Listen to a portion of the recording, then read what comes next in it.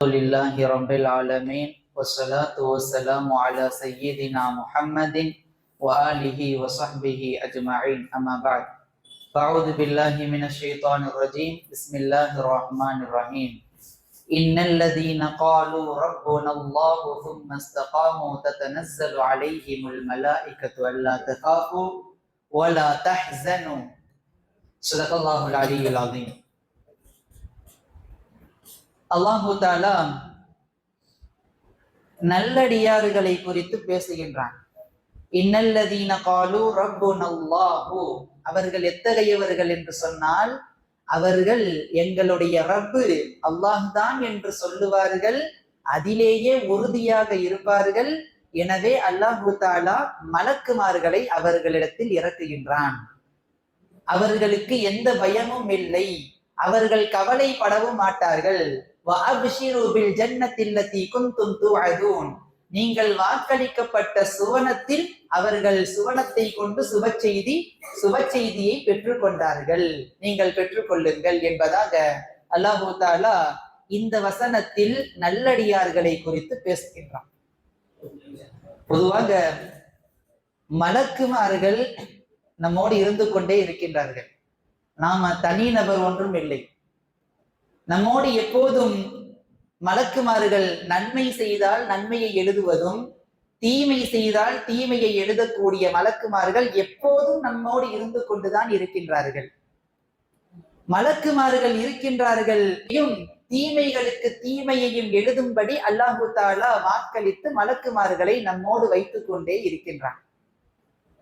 இந்த ஆயத்துக்கு விரிவுரையாளர்கள் விளக்கம் தரும்போது, மலக்குமார்கள் இறங்குகிறார்கள் என்று சொன்னால் அவர்கள் மௌத்தாக கூடிய நேரத்தில், நல்ல மனிதர்கள் மௌத்தாக கூடிய நேரத்தில் சாறை சாறையாக இறங்குகிறார்கள், அந்த ரூஹை வாங்கி கொண்டு செல்வதற்காக. விரிவுரையாளர்கள் விளக்கம் தருவார்கள். உண்மையிலேயே நல்லடியார்களுக்கு மௌத்தை தவிர சந்தோஷம் தரக்கூடிய விஷயம் எதுவுமே இருக்காது. மௌத்து தான் அவ்வளவு சந்தோஷம் தரக்கூடிய விஷயமா இருக்கும். இன்னைக்கு நம்மள்கிட்ட நிறைய பேருகிட்ட மௌத்துன்னு சொன்னாலே நிறைய பேருக்கு அலர்ஜியாக இருக்கும். சும்மா வீட்டுல போய் சொல்லி பாருங்களேன், ஒரு வேலையை நான் மௌத்தானன்னு சொன்னா சும்மா இருங்க, அவசரமா என்ன, நல்ல நோன்பு நேரத்துல, ரமலான் நேரத்துல, சஹர் நேரத்துல இப்படிலாம் சொல்லி, மௌத்துனாலே நிறைய பேருக்கு அலர்ஜியை தரக்கூடிய வார்த்தை. ஆனால் நல்லடியார்களுக்கு அந்த மௌத்து தான் சுப செய்தியை, இன்பத்தை தரக்கூடிய விஷயமாக இருந்திருக்கின்றது.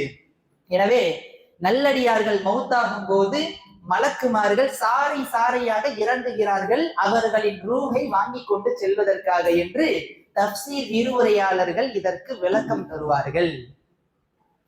உண்மையிலேயே நல்லடியார்களை குறித்து அல்லாஹு தஆலா இன்று ஓதப்பட்ட இன்னொரு வசனத்திலும் குறிப்பிடுகின்றான். வல்லதீன ஸ்தஜாபு லிரப்பிஹிம் வ அகாமுஸ் ஸலாஹ், வல்லதீன ஸ்தஜாபு லிரப்பிஹிம், தங்களுடைய ரப்புக்கு அவர்கள் அடிபணிய கூடியவர்களாக இருப்பார்கள்.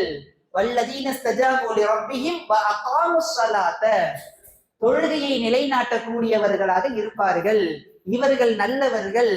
வல்லதீன ஸ்தஜாபு லிரப்பிஹிம் வ அகாமுஸ் ஸலாத வ அம்ருஹும் ஷூரா பைனஹும், அவர்களுடைய ஒரு பண்பு என்னன்னு சொன்னா, எந்த விஷயத்தை செய்தாலும் ஆலோசனை செய்துதான் செய்வார்கள் என்பதாக அல்லாஹு தஆலா திருக்குரானில் கூறி காட்டி இருக்கின்றான்.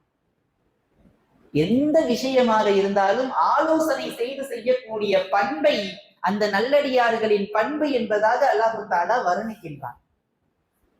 உண்மை நபிகள் நாயகம் ஸல்லல்லாஹு அலைஹி வஸல்லம் அவர்கள் எந்த செயலாக இருந்தாலும் ஆலோசனை செய்துதான் செய்யக்கூடியவர்களாக இருந்தார்கள். ஆலோசனை செய்யக்கூடியது நம்மை நல்ல நேரான விஷயத்தின் பக்கம் அழைத்து செல்லக்கூடிய விஷயமாக இருக்கின்றது.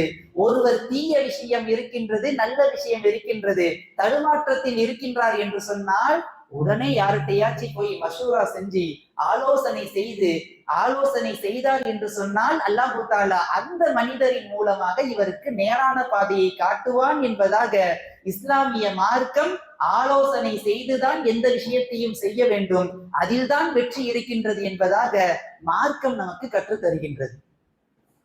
அபூ ஹுரைரா ரலியல்லாஹு அன்ஹு அவர்கள் சொல்லுவார்களாம், பெருமானார் ஸல்லல்லாஹு அலைஹி வஸல்லம் அவர்கள் தன் தோழர்களிடத்தில் ஆலோசனை செய்வது போல நான் வேறு யாரையுமே பார்த்தது கிடையாது.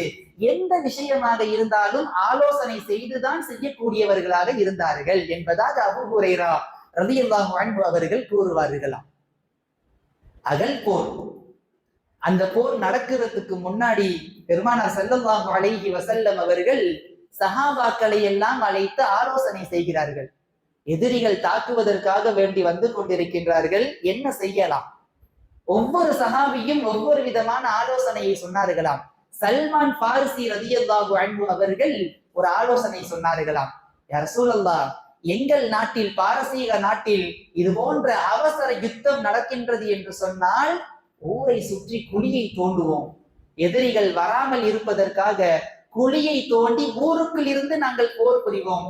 நாமும் அந்த யுக்தியை செய்யலாமே, அது போன்ற செயலை செய்யலாமே என்று சொன்ன போது பெருமானார் ஸல்லல்லாஹு அலைஹி வஸல்லம் அவர்களுக்கும் சஹாபாக்களுக்கும் இது ஒரு புது விஷயமாக இருந்ததோடு அந்த விஷயத்தை ஏற்றுக்கொள்ளக்கூடிய, அங்கீகரிக்கக்கூடிய விஷயமாகவும் இருந்து அந்த விஷயத்தை ஏற்று செயல்பட்டார்கள். ஆலோசனை செய்து செயல்பட்டதின் காரணத்தினால் அல்லாஹு தஆலா மாபெரும் வெற்றியை அந்த போரில் தந்தான். எனவே எந்த விஷயமாக இருந்தாலும் ஆலோசனை செய்துதான் செய்ய வேண்டும் என்று மார்க்கம் நமக்கு கற்றுத் தருகின்றது. அல்லாஹு தஆலா உலகத்தில் பல ஜீவராசிகளை படைத்திருந்தாலும் மனித வர்க்கத்தை அறிவுள்ள வர்க்கமாக படைத்திருக்கின்றான். மனிதன் எது நல்லது எது கெட்டது என்பதை பிரித்து அறியக்கூடியவனாக மனிதனை அல்லாஹு தஆலா ஆக்கி வைத்திருக்கின்றான். இருந்தாலும் சில நேரங்களில் மனோ இச்சையை பின்பற்றக்கூடிய இந்த மனிதன் தீய பாதைகளில் செல்லக்கூடியவனாக மாறுகின்றான்.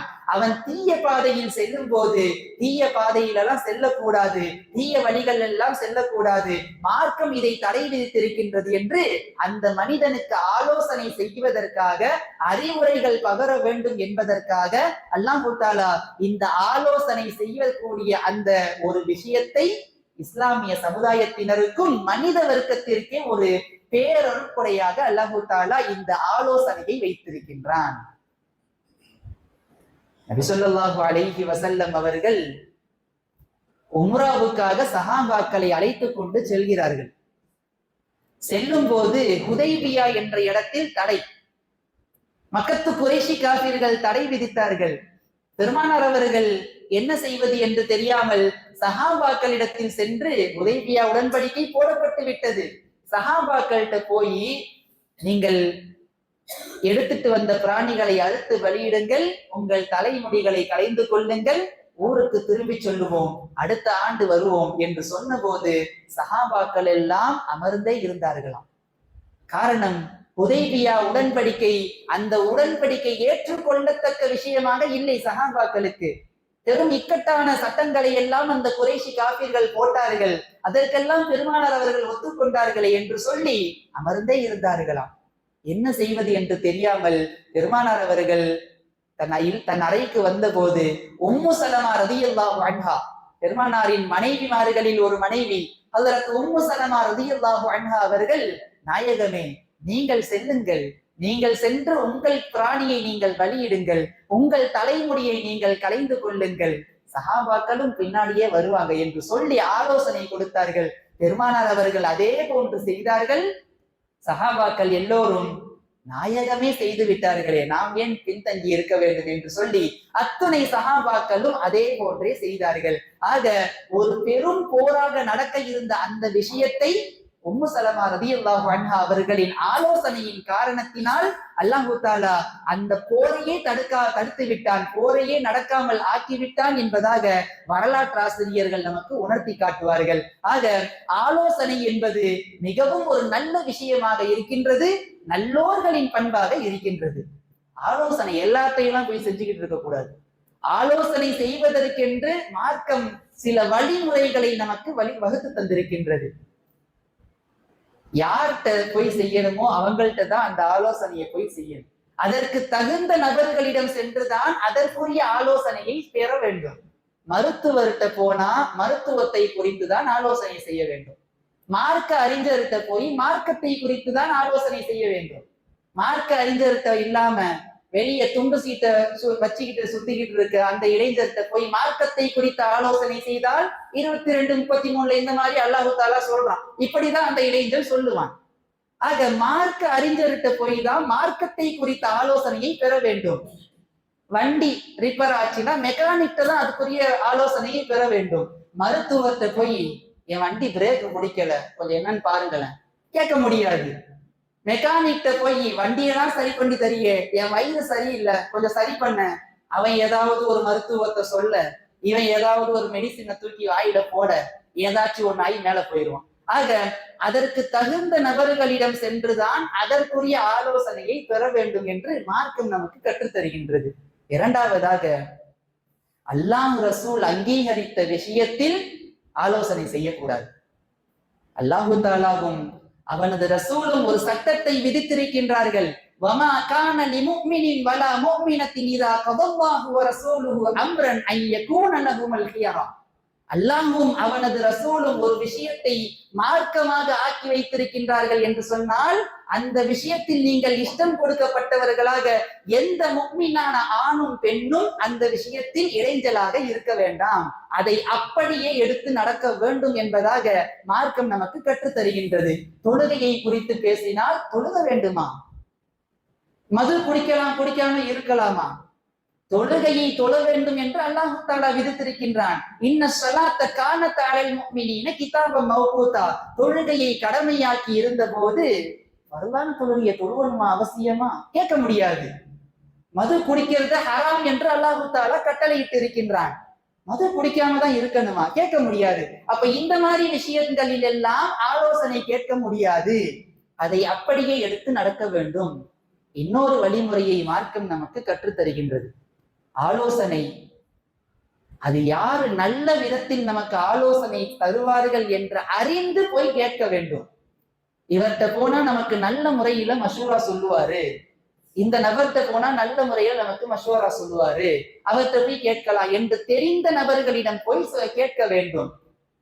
நீங்க பாட்டுக்கு யார்கிட்டயாச்சும் போக அவர் இல்லாத பொல்லாத ஆலோசனைகளை எல்லாம் கூறினார் என்று சொன்னால், அந்த ஆலோசனையை கேட்டு இந்த நபரும் செயல்பட்டு வழிகட்டு போனார் என்று சொன்னால், அவரை விட மோசடிக்காரர், அந்த ஆலோசனை கொடுத்தவரை விட மோசடிக்காரர் யாரும் இல்லை, அவர் மோசடி செய்து விட்டார் என்பதாக பெருமானார் ஸல்லல்லாஹு அலைஹி வஸல்லம் அவர்கள் கூறியிருக்கின்றார்கள்.